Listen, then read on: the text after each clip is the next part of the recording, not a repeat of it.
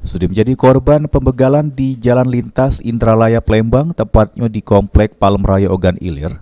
Lanang bernama Muhammad Noris, warga Dusun Anak Petai Prabu Muli, ini jalani perawatan di Rumah Sakit Bari. Lanang yang sehari-hari sebagai pegawai rumah makan tersebut sudah mengalami kejadian naas tersebut sewaktu nak balik ke dusun buat nemui emaknya yang lagi sakit.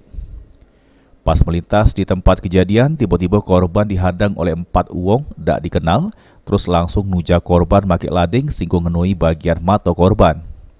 Beruntung waktu kejadian korban masih pacak belari nyelamat ke diri sehingga dibantu warga gawa ke rumah sakit. Menurut kawan korban, kalau waktu itu korban sudah menyerah ke motor sama pelaku, tapi para pelaku masih nak nuja korban. Oh iya masih ya? Oh iya. Nah itu gimana deh kawannya? Sisi kawan tuh lagi dewean begini Pak. Terus? Kejadian itu ada uang 4 kan katanya. Dia lah sudah ngasih ke barang cuma masih ingin bunuh kan. Uang berapa deh pelaku?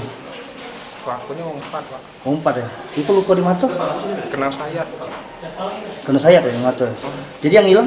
Yang hilang motor, HP, barang-barang tas. Kawan Surabaya ya? Kawan begawi. Atas kejadian yang dialaminya, korban sudah kehilangan motor, handphone, sama dompet. Kejadian yang dialami korban dewek selanjutnya bakal diadu ke Polres Ogan Ilir. Abidin Nurwanto, PAL TV.